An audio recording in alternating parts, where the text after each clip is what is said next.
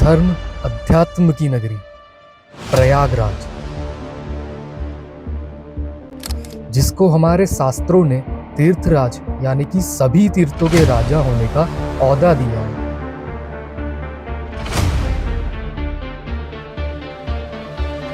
और इसी प्रयागराज में लगता है दुनिया का सबसे बड़ा धार्मिक मेला, जो कि 144 वर्षों में सिर्फ एक बार आता है, यानी कि महाकुंभ।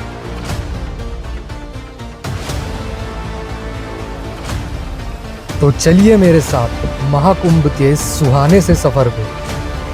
बोलो गंगे मैया की जय। हेलो दोस्तों, अगर आप प्लान कर रहे हैं महाकुंभ आने का, तो सबसे पहले आपको प्रयागराज आना होगा। और प्रयागराज आप बाय फ्लाइट, बाय ट्रेन और बाय बस से आसानी से पहुंच सकते हैं। प्रयागराज पहुंचने के बाद सबसे पहले अपने रहने का इंतजाम कर ले। महाकुंभ में आने वाले तीर्थ यात्रियों के लिए गवर्नमेंट ऑफ इंडिया ने कई जगह जन आश्रय स्थल बनाए हैं, जिसमें आप मात्र 100 रुपए देकर आराम से अपना एक दिन बिता सकते हैं। अब आपके ठहरने का इंतजाम तो मैंने करवा दिया, तो चलिए अब चलते हैं महाकुंभ को एक्सप्लोर करने के लिए।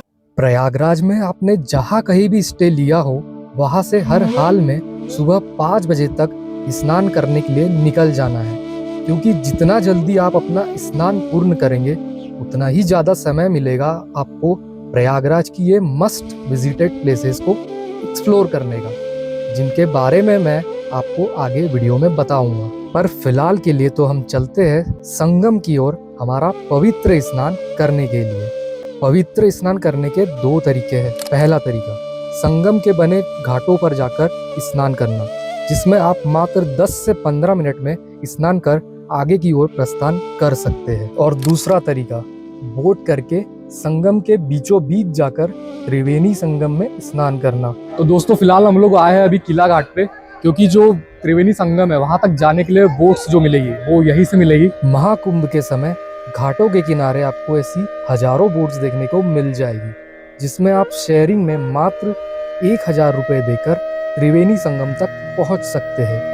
और अगर आप ग्रुप में या अपनी फैमिली के साथ आए हैं, तो आप अपनी पर्सनल बोट बुक कर सकते हैं, जिसके लिए आपको 8 से 9,000 रुपए तक देना होगा। लेकिन एक बात का ध्यान रखना, शाही स्नान वाले दिन आपको बोट्स नहीं मिलेगी।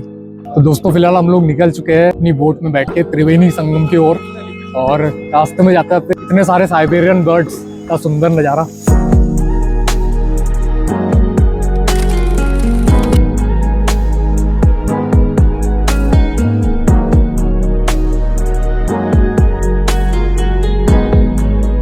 दोस्तों हम लोग बस पहुंचने वाले हैं त्रिवेणी संगम पे। ये की तरफ आप देख रहे होंगे, ये जो प्लेटफॉर्म दिख रहे हैं, यहीं पे चल के हम लोग अपना पवित्र स्नान करने वाले हैं। दोस्तों यहाँ पे देखो, ये जो आपको व्यूज टाइप का दिख रहा होगा, यहाँ पे हो रहा है हमारी गंगा माँ और यमुना माँ का संगम, और आगे की तरफ ही यहाँ पे हमारा त्रिवेणी संगम आने वाला है।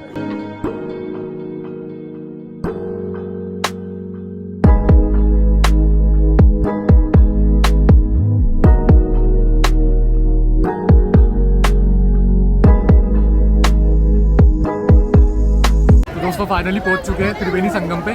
चलो अभी चलते हैं और अपना पवित्र स्नान करते हैं। बोलो गंगे मैया की जय। माँ गंगा, यमुना और सरस्वती के पवित्र संगम में स्नान कर मेरी तो आत्मा ही तृप्त हो गई। स्नान करने के बाद बोट वाला आपको किला घाट पर छोड़ेगा, जहां से सिर्फ 500 मीटर की दूरी पर अक्षयवट का ये भव्य कॉरिडोर दिखेगा। अक्षयवट, जिसका अर्थ है अविनाशी वट वृक्ष, जो कि प्रयागराज के संगम तट पर स्थित है। मान्यता है कि ब्रह्मा, विष्णु और शिव ने इसे सृष्टि की स्थिरता के लिए स्थापित किया, और प्रलय काल में भी इसका नाश नहीं हो सकता। इसके दर्शन मात्र से ही आपकी हर मनोकामनाएं पूर्ण होती है। अक्षयवट के दर्शन के बाद जाया जाता है अक्षयवट पातालपुरी किला, जो कि अक्षयवट के कॉरिडोर में ही है। यह मंदिर कोई साधारण मंदिर नहीं, बल्कि भूमिगत तल में बना हुआ एक अनोखा मंदिर है, जहां 40 से अधिक देवी देवता विराजमान हैं।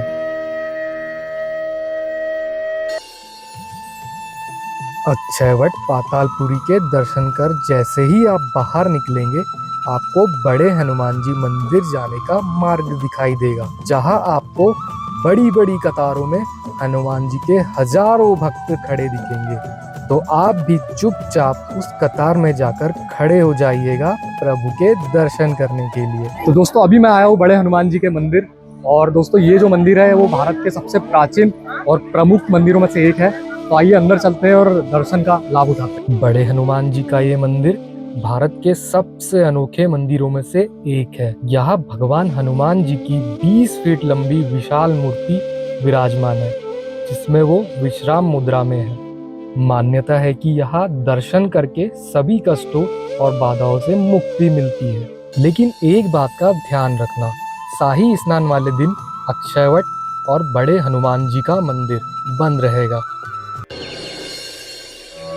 बड़े हनुमान जी के दर्शन करके जैसे ही आप बाहर आएंगे, आपको एक विशाल शिखर वाला मंदिर नजर आएगा, जो कि बड़े हनुमान जी के मंदिर से सिर्फ 2 मिनट की वॉकिंग डिस्टेंस पर है। श्री आदि शंकरा विमान मंडपम, जो कि एक 4 मंजिला भव्य और प्राचीन मंदिर है। यहाँ भगवान कुमारिल भट्ट, जगत गुरु आदि शंकराचार्य, कामाक्षी देवी, तिरुपति बालाजी और योग शास्त्र सहस्त्र योग लिंग के दर्शन होते हैं।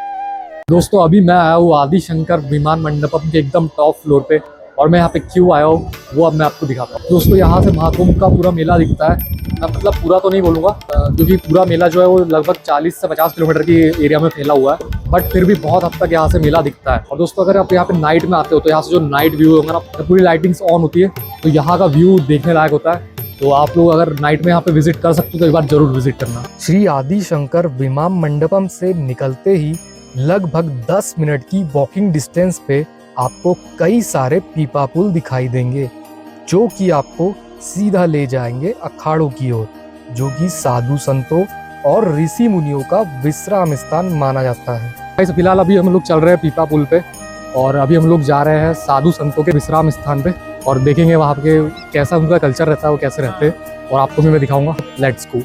महाकुंभ साधु संतों, ऋषि मुनियों और योगियों के लिए ध्यान, साधना और धर्म प्रचार का विशेष काल माना जाता है।